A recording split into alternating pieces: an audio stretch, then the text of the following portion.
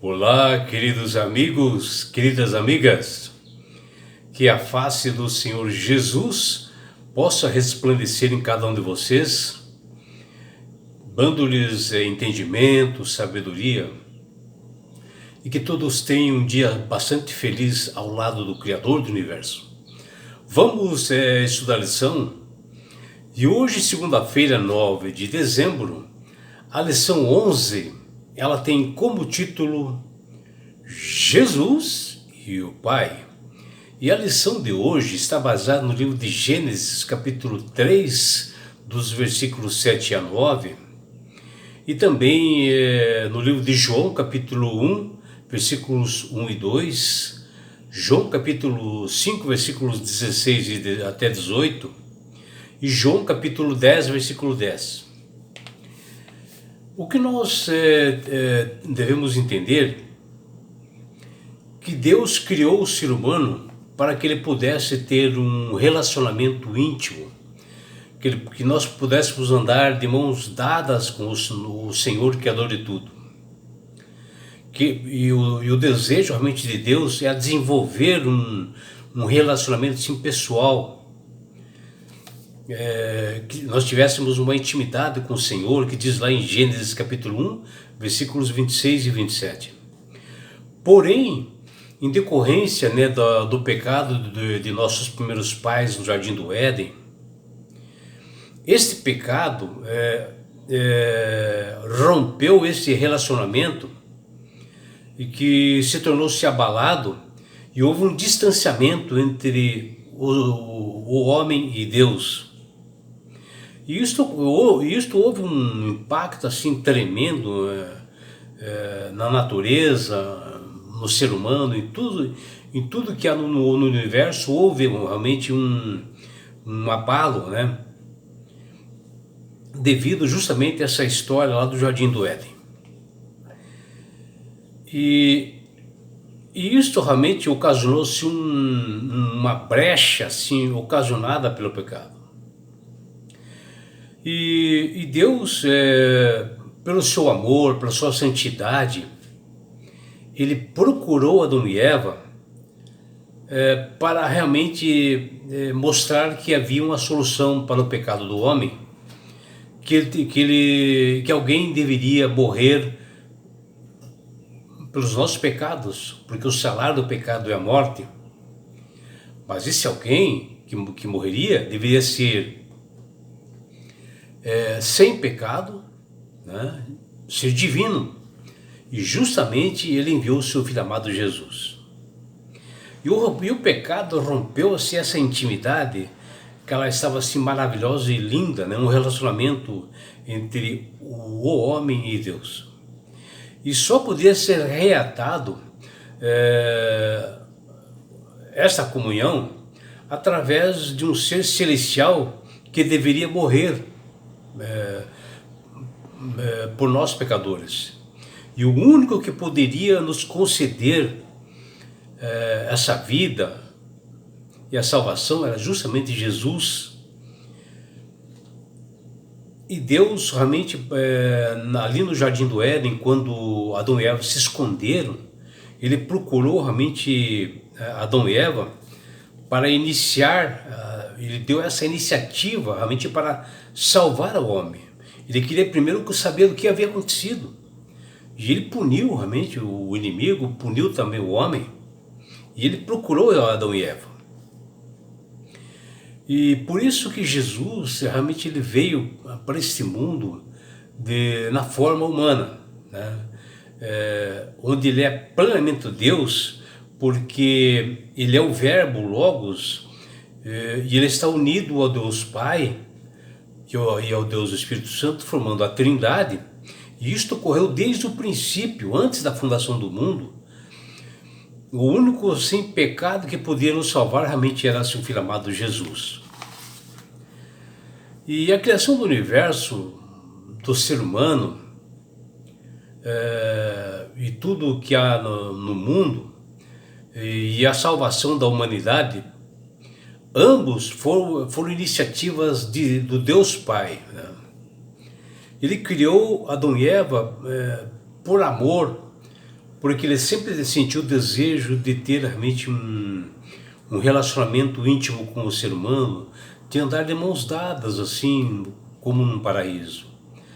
E para compartilhar a comunhão com eles, ele criou o homem justamente para isso. E nessa criação, houve a participação do Deus Pai, do Deus Filho e do Deus Espírito Santo, que nós podemos ver perfeitamente lá em Gênesis capítulo 1 e Gênesis capítulo 2. E isso também houve não só na salvação, como na redenção do ser humano. E uma das passagens mais convincentes que fala sobre a unidade de Jesus com Deus Pai, nós encontramos nas Sagradas Escrituras, no Evangelho de João, capítulo 10, versículos 30, em que Jesus declara: eu e o Pai somos um.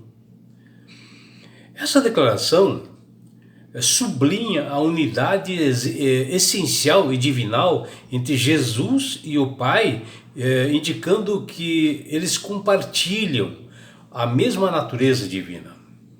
E a palavra grega usada aqui para um é rein, que denota unidade, essência divinal.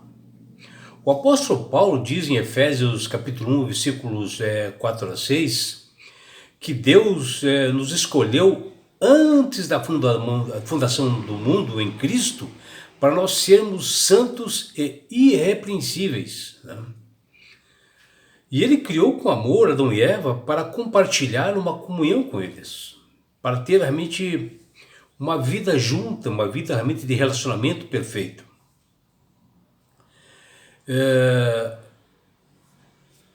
Porém, assim, a harmonia e a comunhão, ela foi interrompida pelo pecado de nossos primeiros pais, Adão e Eva.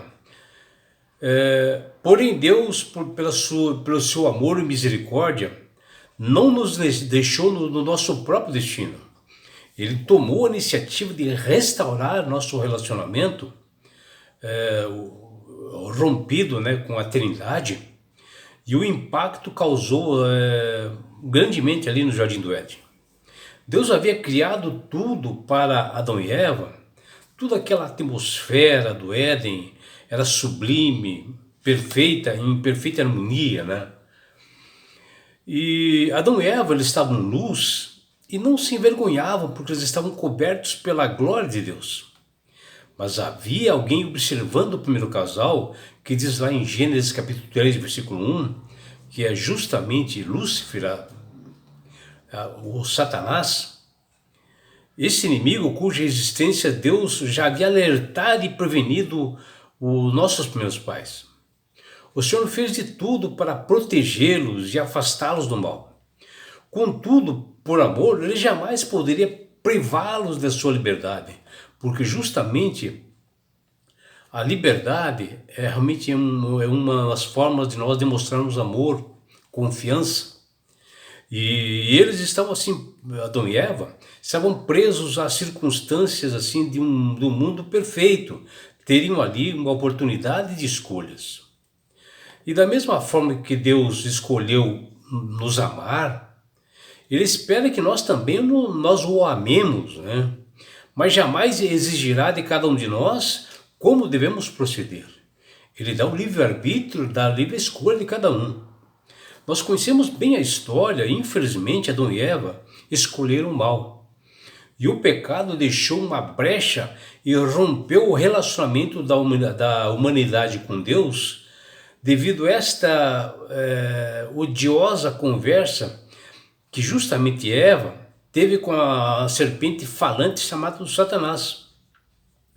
E ainda a Eva compartilhou essa desgraça com seu marido Adão, e esse era o caminho do mal, uma resultante catastrófica, né, para o ser humano, porque o salário do pecado é a morte, como diz lá em Romanos 6:23.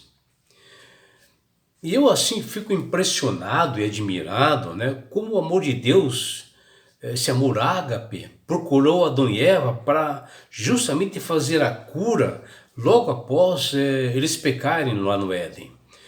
Com sua misericórdia que o Senhor tem para conosco também hoje, né?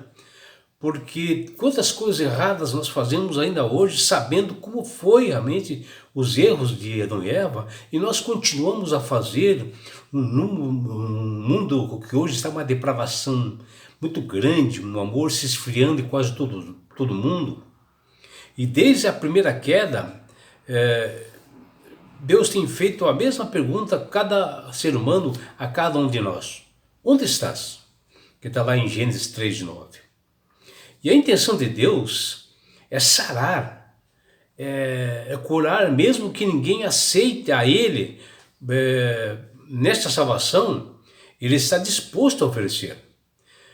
E para restabelecer o relacionamento quebrado pelo homem, Jesus, o Filho, uma das 3 pessoas da Trindade, se ofereceu para vir justamente a esse mundo de pecado na forma humana, e uma missão divina para resgatar a humanidade das garras do maligno.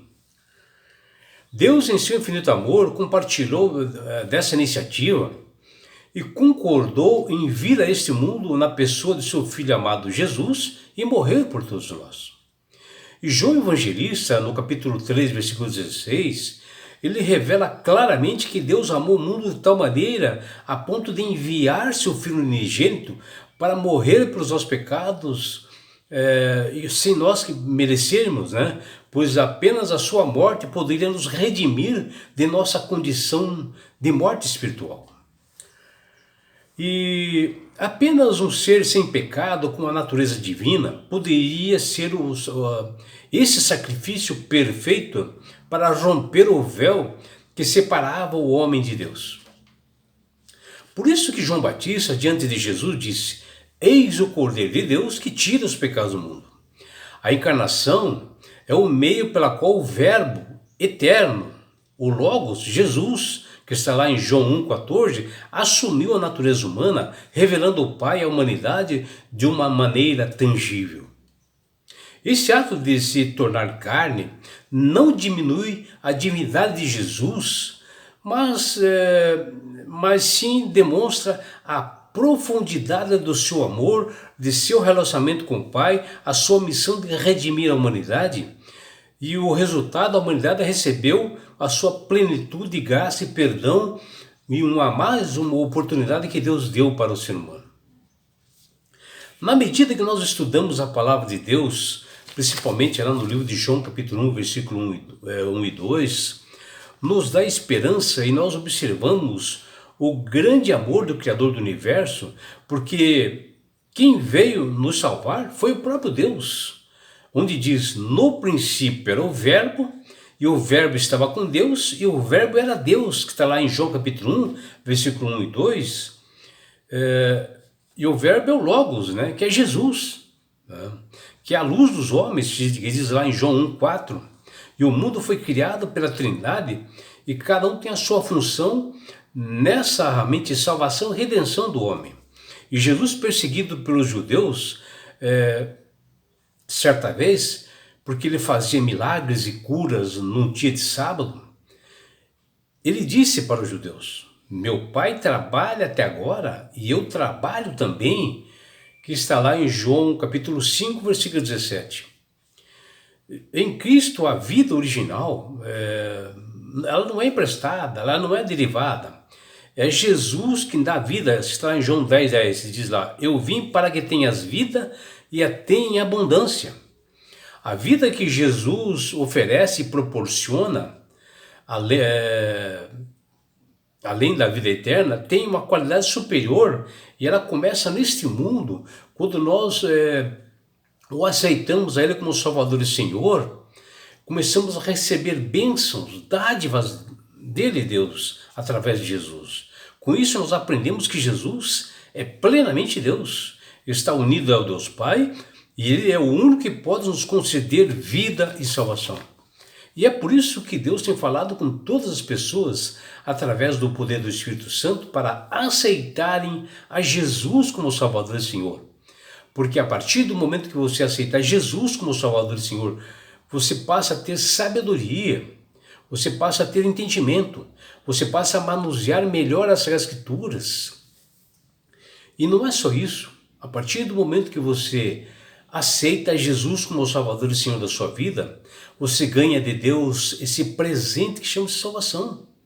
E com isto, na grande volta de Jesus a esse mundo, que ele, Jesus, deu os sinais disto, em Mateus 24 e Lucas 21, que ele voltará a esse mundo após o cumprimento de todas essas promessas, de todos esses sinais, e já está acontecendo, e ele está voltando, e ao voltar, ele levará você, seus filhos, sua família, seus amigos e todos nós, sabe para onde?